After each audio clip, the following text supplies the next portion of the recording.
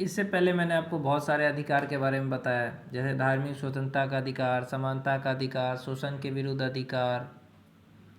तो आज का कौन सा अधिकार है? आज जो है तीसरा पार्ट है, इसमें मैं आपको बताऊंगा संस्कृति और शिक्षा का अधिकार, कि संस्कृति और शिक्षा का अधिकार में कौन कौन सा अधिकार आपको प्राप्त है, जिसमें आप क्या कर सकते हैं। चलिए देखते हैं, शुरू करते हैं वीडियो। कि हमारे देश में संविधान में स्वीकृत 15 भाषाएं बोली जाती है। देखिए, ये जो मैं आपको कहता हूँ ना, कि जब भी आप बीपीएससी की तैयारी करते हो, आप किसी भी डीएसपी के पोस्ट पे जाओगे या अच्छे पोस्ट पे जाओगे, आईएएस वगैरह बनोगे, तो आपको ये सब चीज़ तो पता होना चाहिए आईपीएस को, कि हाँ भाई, भारत में कितने, संविधान में कितना भाषा है जो बोल सकते हैं। तो भारत के संविधान में जो है वो 15 भाषाएं हैं। वैसे भारत में टोटल कितनी भाषाएं हैं? पूरे दुनिया में 5,000 भाषाएं हैं, और टोटल जो भारत की बात करूं तो आप देख लीजिएगा, मुझे उतना याद नहीं है, 1952 इस तरह का कुछ है, इतनी भाषाएं भारत में हैं। लेकिन जो हमारा संविधान में स्वीकृत भाषाएं हैं वो 15 है। ओके, 15 तरह की भाषाएं जो संविधान ने स्वीकृत कर दी है। यहाँ सांस्कृतिक विविधता भी है, कि अलग अलग संस्कृति के लोग रहते हैं सब, कोई पंजाबी है, कोई मद्रासी है, कोई असमी है, तो अलग अलग तरह का संस्कृति भी है। प्रत्येक भाषा का अपना साहित्य है। लोग अपनी भाषा और संस्कृति पे गौरव करते हैं। ये भी है कि लोग अपने भाषा और संस्कृति पे गर्व करते हैं। जैसे कि मैं बिहार से हूँ, मैं मैथिली समाज से हूँ, तो मैं भी अपनी संस्कृति पे गर्व करता हूँ। मैथिली भी एक ऑप्शनल सब्जेक्ट हो सकता है। अगर आप बीपीएससी की तैयारी कर रहे हो तो मैथिली एक ऑप्शनल सब्जेक्ट हो सकता है। मैथिली साहित्य की किताबें आती है, बहुत अच्छी अच्छी कविताएं आती है। तो हर तरह की, जैसे पंजाबी है, उनका अपना भाषा है, उनका अपना संस्कृति है, तो सब लोग अपना संस्कृति पर भारत में गर्व करता है। जैसे मैं भी करता हूँ कि हाँ, मैं मिथिला समाज से हूँ, तो मेरा ये संस्कृति है। वो इसे प्यार करते हैं, चाहे उनकी जो भी भाषा है या संस्कृति है। भाषा और संस्कृति पे लोग गर्व करते हैं और इस चीज़ से प्यार करते हैं। अतएव नागरिक को अपनी भाषा और संस्कृति को अक्षुण्ण रखने का अधिकार है। जो उनकी भाषा और संस्कृति है उसको उसको सुरक्षित करने का अधिकार संविधान ने दिया है, कि आपकी जो संस्कृति है या आपकी जो भाषा है उसको आप सुरक्षित रखिए। उसी में आता है संस्कृति और शिक्षा का अधिकार। संविधान इस अधिकार को मान्यता देता है ताकि हर समुदाय अपने शैक्षणिक संस्थाओं की स्थापना करे, उनका रखरखाव कर सके।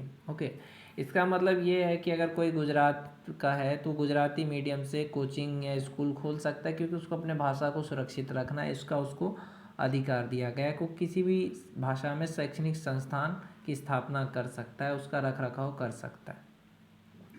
ये आपका आ गया संस्कृति और शिक्षा का अधिकार में।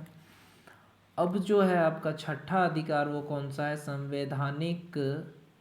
संवैधानिक उपचारों का अधिकार। मेरी राइटिंग थोड़ी सी डल है, बट ठीक ठाक है, पढ़ लीजिएगा।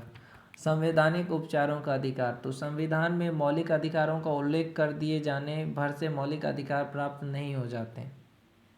ये याद रखिएगा कि ठीक है, ये संविधान में इतने मौलिक अधिकार दे दिया गया था, कि धार्मिक स्वतंत्रता का अधिकार है, संस्कृति शिक्षा का अधिकार है, समानता का अधिकार है, शोषण के विरुद्ध अधिकार है।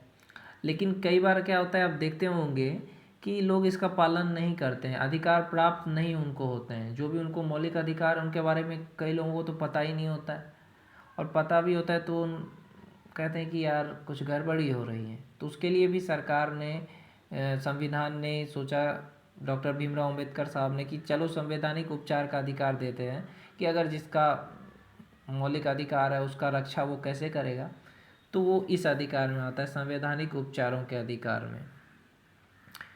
नागरिकों को संवैधानिक उपचार संबंधित अधिकार दिया गया। इसके अनुसार मौलिक अधिकार का अपहरण किए जाने पर नागरिक भारत के उच्चतम न्यायालय या उच्च न्यायालय की शरण में जा सकता है। जैसे कि आप अगर कोई मुकदमा और केस है किसी के विरुद्ध आप कर रहे हैं, तो आपका क्या है कि नहीं हुआ, आपका फैसला नहीं हुआ, आपको लगता है कि आपको न्याय नहीं मिला, तो आप उच्चतम न्यायालय यानी हाई कोर्ट में जा सकते हो, ये उच्च न्यायालय की शरण में जा सकते हो, उसी को बोलते हैं हाई कोर्ट। और हाई कोर्ट से भी अगर आपको नहीं संतुष्टि मिलती है तो आप जाते हो सुप्रीम कोर्ट, जो भारत की सबसे उच्च न्यायालय है। उच्चतम न्यायालय मतलब हाई कोर्ट, उच्च न्यायालय मतलब सुप्रीम कोर्ट। कि अरे मैं भारत का नागरिक हूँ और मेरा नहीं सुन रहा है कानून, और मेरे अधिकार का हनन किया जा रहा है, अधिकार का अपहरण किया जा रहा है, तो आप जा सकते हो हाई कोर्ट या सुप्रीम कोर्ट। इसीलिए कहते हैं कि भारत के जो उच्चतम न्यायालय है वो नागरिक के अधिकारों का रक्षक माना जाता है, जो हाई कोर्ट है। और सुप्रीम कोर्ट तो बहुत बड़ा कोर्ट है, यानी भारत का जो जितना अधिकार है ये जो कुछ भी है उसका न्याय सुप्रीम कोर्ट में मिलता है। वर्णित मूल अधिकार असीमित और निरपेक्ष नहीं है, हर अधिकार के साथ कुछ निश्चित शर्तें भी है। ऐसा मतलब ये नहीं है कि आपको जितना अधिकार मिला वो कोई शर्त नहीं है, उसका भी कुछ रूल है कि उसमें भी आप कुछ गलत ना करो, इसलिए उसका भी कुछ रूल है।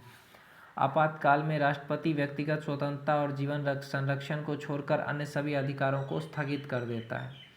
याद रखिएगा, जब आपातकाल होता है तो उसमें राष्ट्रपति क्या करता है, व्यक्तिगत स्वतंत्रता दे देता है कि आपको व्यक्तिगत स्वतंत्रता है, और बाकी जितना सारा अधिकार है सबको स्थगित कर देता है। इस स्थिति में कोई नागरिक अपने अधिकार को लागू करने के लिए न्यायालय में नहीं जा सकता है कि अरे राष्ट्रपति ने क्यों रोक दिया। और इसी में ना होता है, जैसे कि आपका है चुनाव के समय में क्या होता है, इसी तरह का ना होता है कि हाँ तब आप किसी भी हाई कोर्ट नहीं जा सकते, अरे हम तो नहीं मानेंगे कानून को, राष्ट्रपति को, ऐसा नहीं बोल सकते हो, क्योंकि उस टाइम सबके लिए एक जैसा कानून होता है, खाली आपको व्यक्तिगत स्वतंत्रता मिलती है।